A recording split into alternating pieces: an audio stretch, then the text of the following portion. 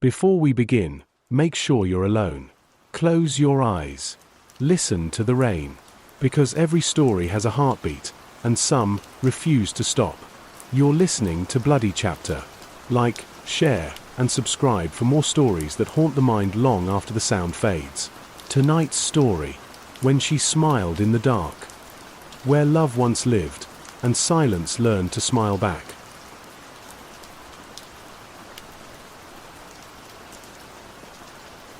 The rain began just after sunset.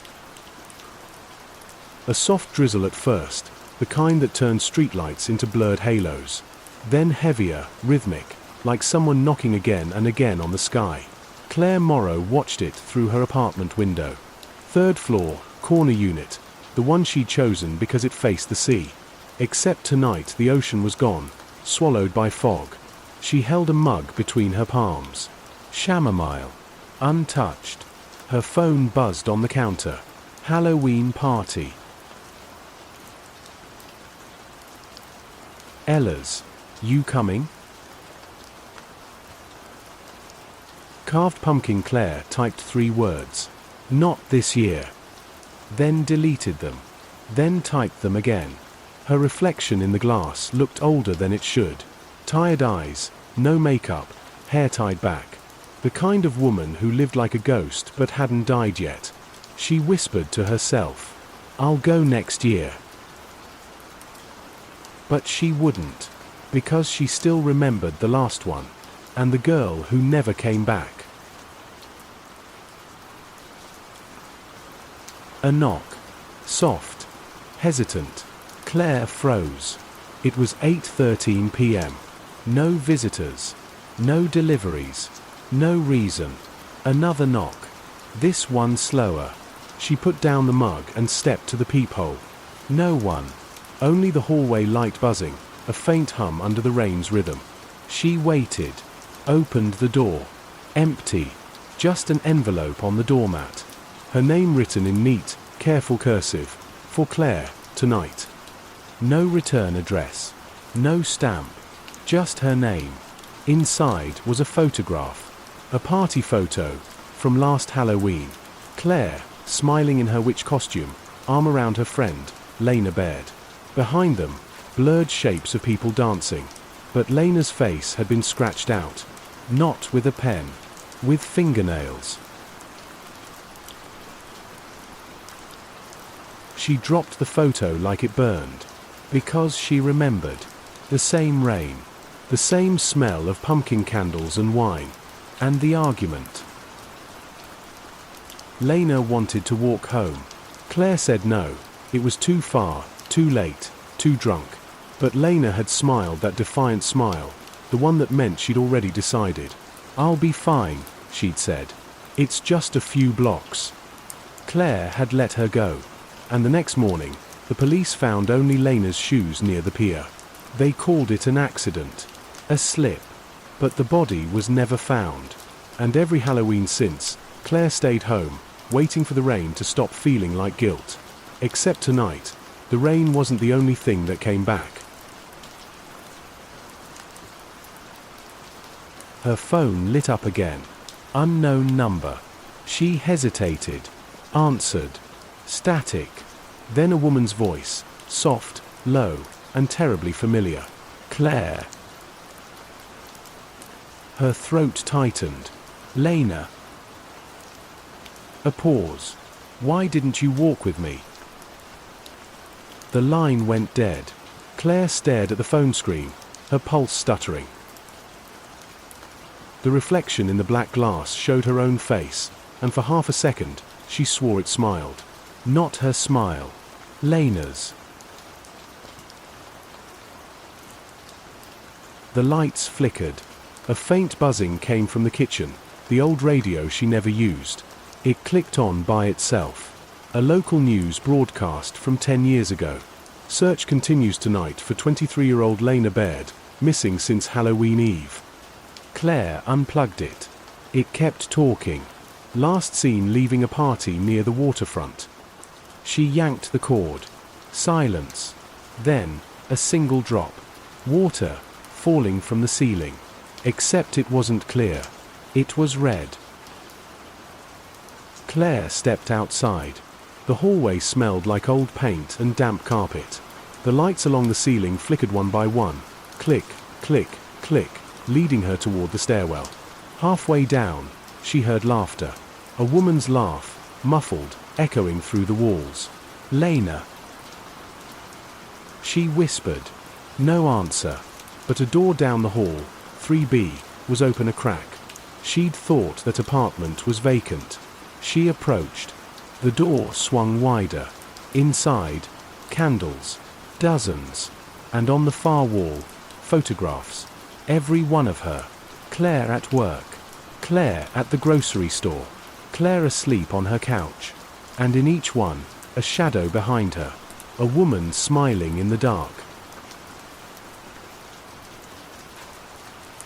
Claire stumbled back, knocking over a candle. The flame flared, lighting the mirror on the wall. In the glass, her reflection wasn't alone. Lena stood behind her, soaked, pale, smiling. "Don't be afraid," Lena whispered. "I'm only here to walk you home."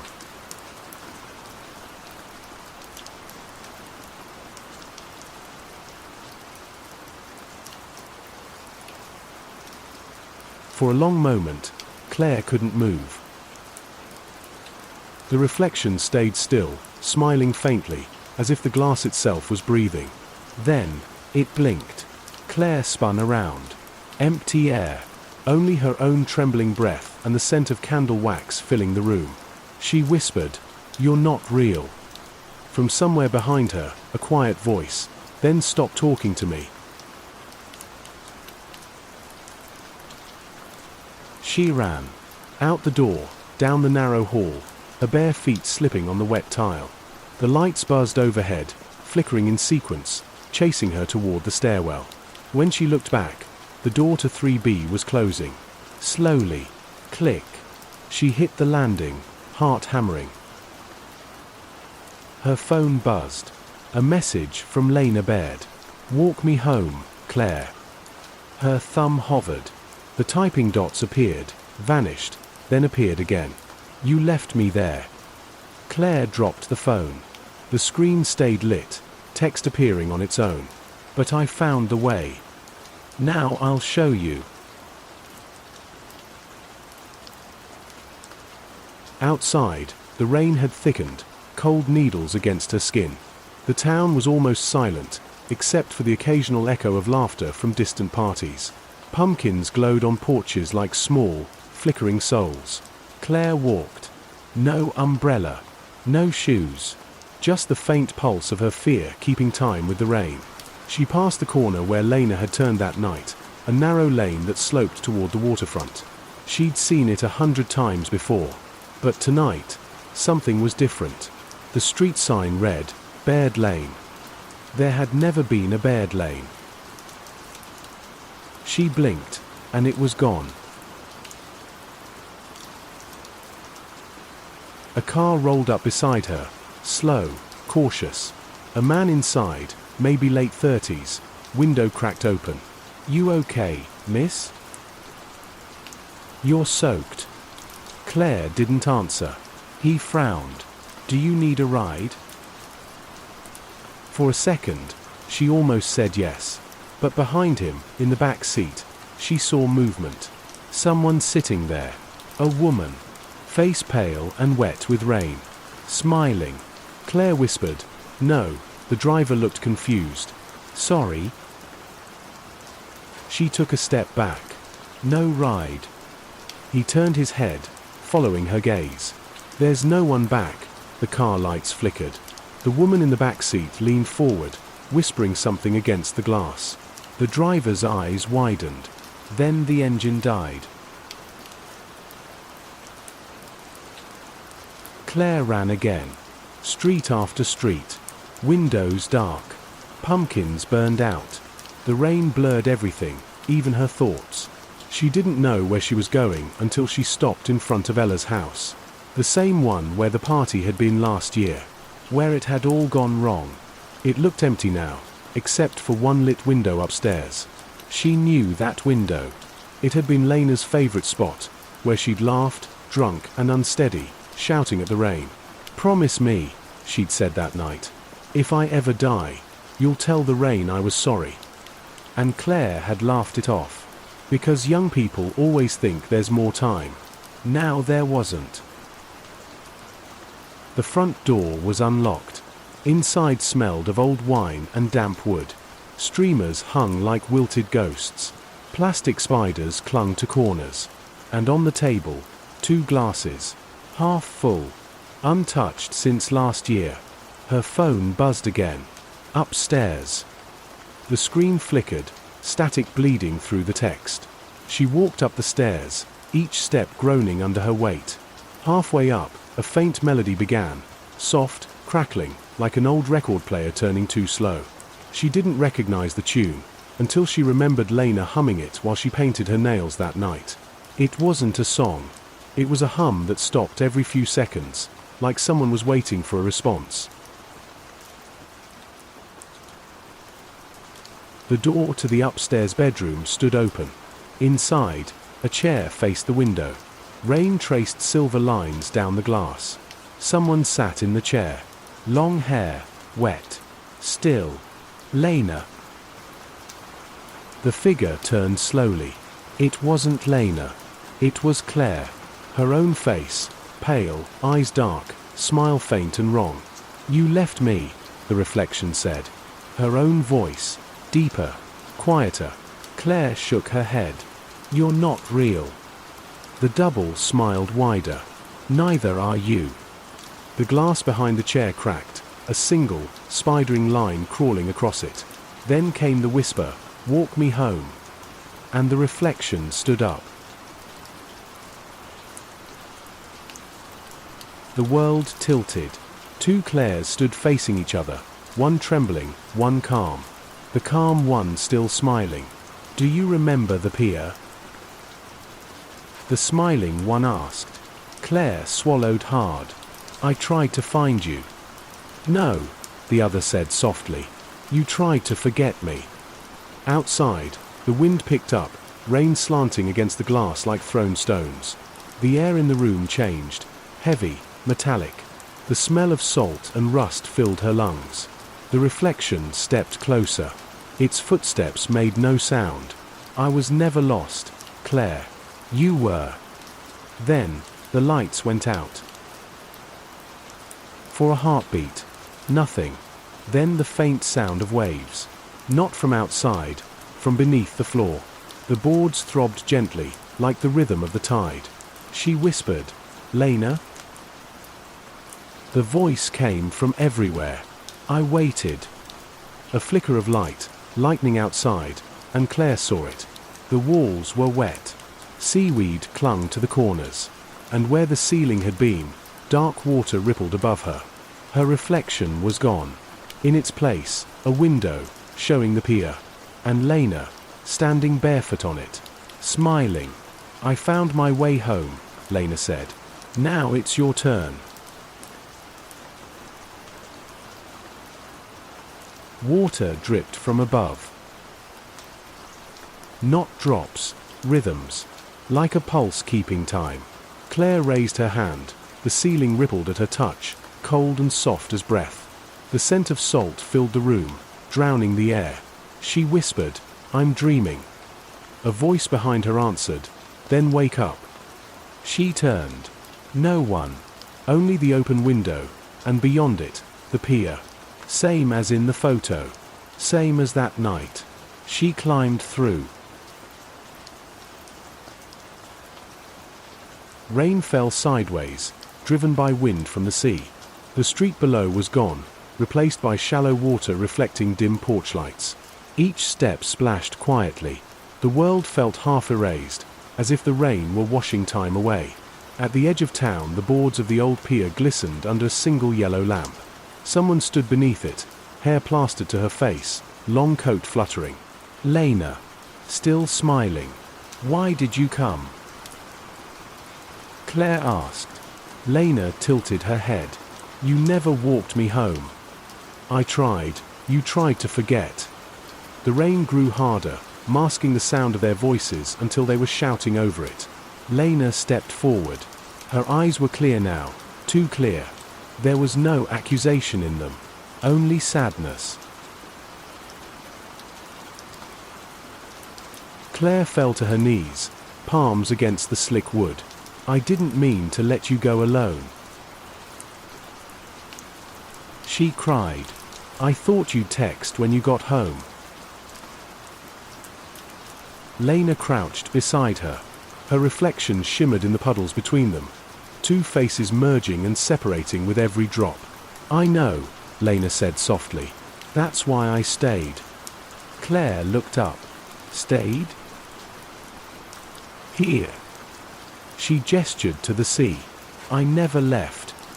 Lightning split the horizon, white for half a second, and in that flash Claire saw them, shapes beneath the water.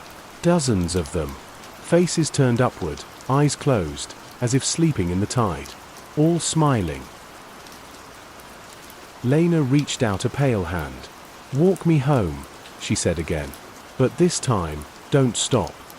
Claire stared at the hand. It looked solid, warm. She wanted to take it. To end the cold. To stop the years of guilt. But somewhere behind her, another voice, her own, whispered, don't. She turned. Her reflection stood at the start of the pier, dry, calm, watching. The reflection spoke gently. If you take her hand, you stay. Lena smiled. If you don't, you'll never leave me. Rain hammered the wood, drowning out thought. Two voices, two truths, and only one heartbeat, hers, between them. Claire took a step forward, then another. The reflection at the pier's start faded with each move, like fog dispersing. Lena waited, hand still out. When Claire finally reached her, she whispered, I'm sorry. And took it. The instant their fingers touched, the sea fell silent. The rain froze in mid-air, every drop suspended, glittering. Then everything tilted. Up became down. The world inverted.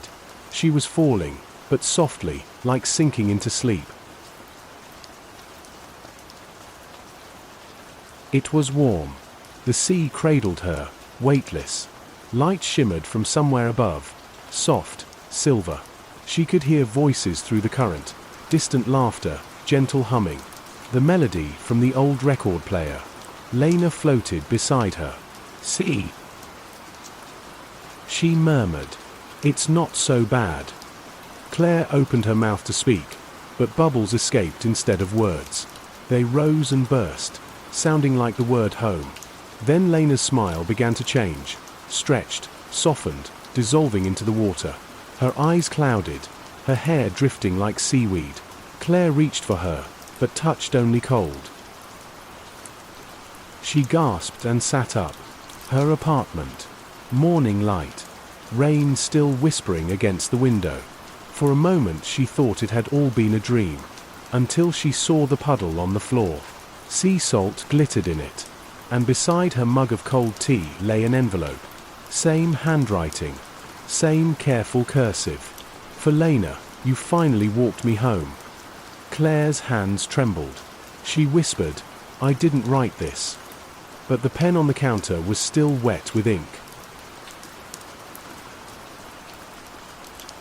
Halloween again. New tenants in apartment 3A. They say the woman before them left suddenly, moved without telling anyone. Sometimes, on quiet nights, the new tenants hear knocking.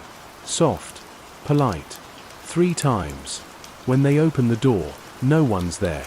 Only an envelope. And inside, a photograph. 2 women standing on a pier, smiling in the rain. One face clear, one blurred.